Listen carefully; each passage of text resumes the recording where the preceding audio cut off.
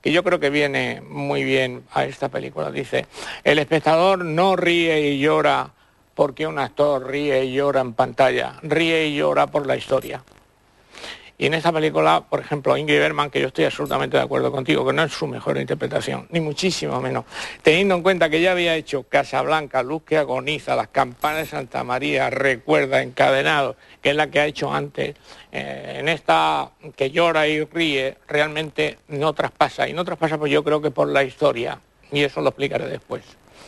Me gustaría poner un pequeño ejemplo de una curiosidad, porque a mí me parece que todas las películas se pueden ver y ser divertidas, te gusten o no te gusten. A mí me da igual que la película me guste o no me guste, sea buena o sea regular. Todas las películas tienen algo por el cual a uno le agarra. Estoy absolutamente de acuerdo contigo en cuanto a la fotografía, la dirección artística maravillosa, espléndida. Pero hay una cosa muy curiosa que la voy a poner de manifiesto antes del...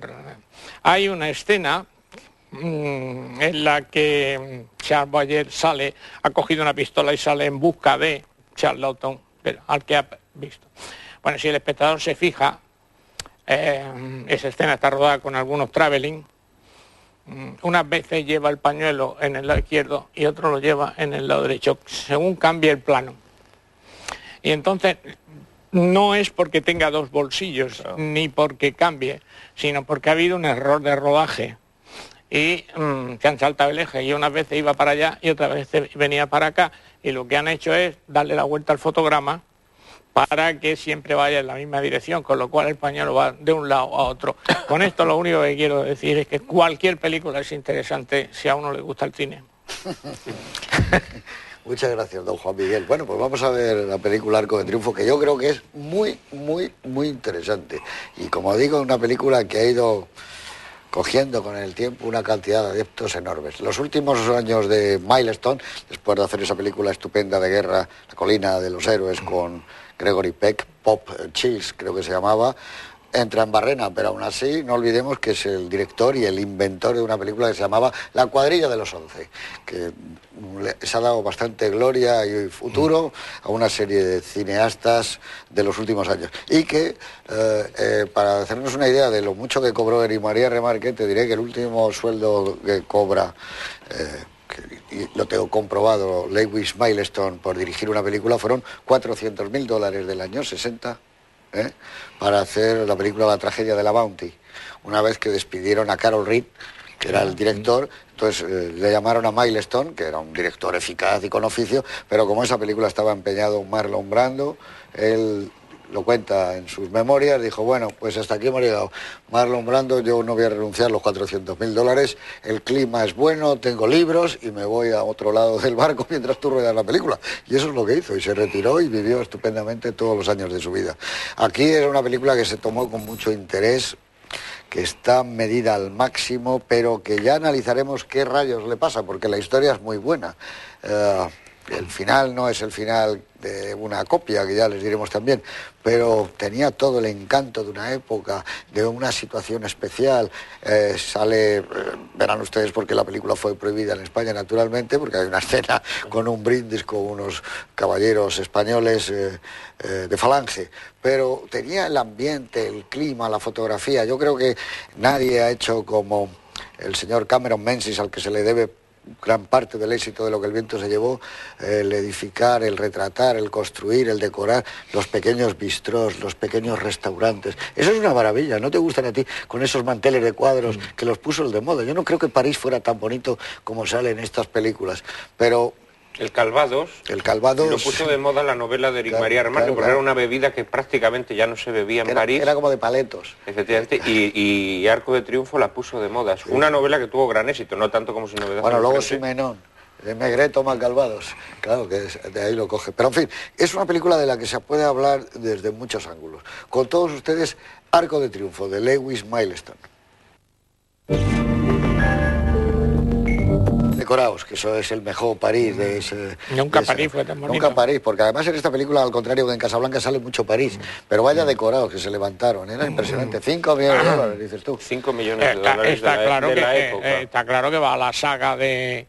Y se salió a la saga de Casablanca. Incluso hay escenas miméticas. No vamos a hablar del año de producción, porque como dice aquí mi amigo Prada, tiene razón, no vamos a decir lo que pasaba el año 48, porque esta es una película que se rueda con varias rupturas a lo largo de casi 3 años. Por cierto, rodando esta película se hicieron fotos, ¿no?, ya de esta película de Ingrid Bergman, que son de las mejores y de las que nos hemos alimentado, que se las hizo Robert Capa. Sí, porque el foto fija de esta película fue Robert Capa. Y fue Robert Capa, le pidió permiso. Era amante de... Le pidió permiso a Milestone y le dijo, oye, déjame hacer fotos. Bueno, yo creo que sería necesario... de la novela. Es interesante que los espectadores sepan que esta película fue rodada y montada como una película de 4 horas. Que su primera versión fueron 4 horas, es decir, que ellos pretendían hacer una película como Lo que el viento se llevó. Lo que pasa es que la película no funcionaba y metieron tijera. Y es interesante también que sepan que prescinde de muchas de las tramas afluentes de la novela. Sí, pero otras las deja a mitad. Que y otras lo deja... Por ejemplo, el personaje de Ingrid Bergman, por quien el protagonista no llega a sentir exactamente amor, y eso hace que en esta película la historia de amor no resulte comprensible. En la novela de Remarque sí resulta comprensible porque él es un hombre hastiado de la vida, un hombre 1000 veces desengañado y un hombre que no cree en el amor. Entonces no llega a tener una relación con ella, que además ella es una prostituta, ¿no? Que este tema aquí queda maquillado, aunque llegamos a deducirlo por algunas situaciones. Por ejemplo, ese amante que se ha muerto extrañamente en el hotelito, ¿no? El otro que se echa en la cosa. El otro efectivamente con el que se ve, etcétera. Hay una serie de rasgos que nos hacen intuir que puede haber algún tema de prostitución. Y luego hay una serie de tramas que aquí están totalmente truncas y que casi no se entienden.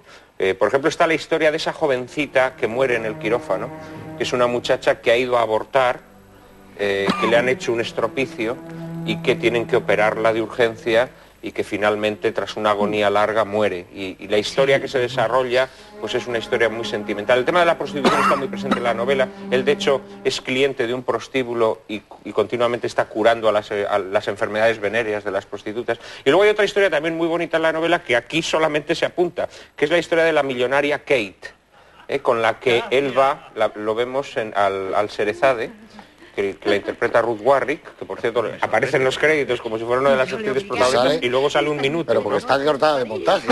Pues esta Kate es una vieja amiga de él, con la que él ha tenido alguna relación amorosa en el pasado, que va a París para que él la opere de cáncer, y muere. Y su historia trágica pues también realmente es muy, muy interesante la novela. Todo esto aquí en la película queda desfigurado. No está. Que quede desfigurado. Queda fuera. Y luego a ello se añade pues la precipitación de algunos momentos y la sensación de inconexión, es decir, la película en todo momento, las secuencias parece como que cada una va por su sitio y que no hay una progresión dramática, ¿no?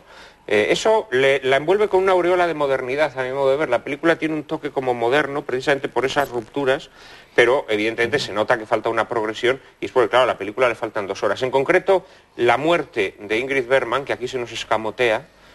Hay una versión reconstruida de 135 minutos, 15 minutos más, 4 secuencias más, y una de ellas es la agonía de Ingrid Bergman, y es una agonía de las más hermosas de la historia del cine, rehuyendo todo tipo de convencionalismos, con un susurro. Por primera vez en su idioma, en italiano, ti amo. Sí, dice 3 veces ti amo, ahogándose, la primera en un susurro, la segunda ya es un jadeo y la tercera un estertor, ¿no? Y muere, tranquila y silenciosamente, en una penumbra. La verdad es que es una secuencia maravillosa que desgraciadamente en esta versión que hemos proyectado no se ve, ¿no?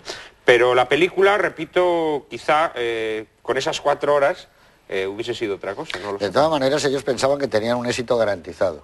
Sí. Tenían la pareja que había hecho Luz de Gas. Y una historia de Remarque, muy fuerte, pero la película no fue bien. No, la película fue un fracaso hasta el extremo que Enterprise se va al garete. Tan esto que Ingrid Bergman se la aspira y se viene con Rossellini, después de hacer esta historia. Bueno, pero yo no creo que eso fuera determinante. No, pero lo determinante fue Rossellini, que conoció las películas de...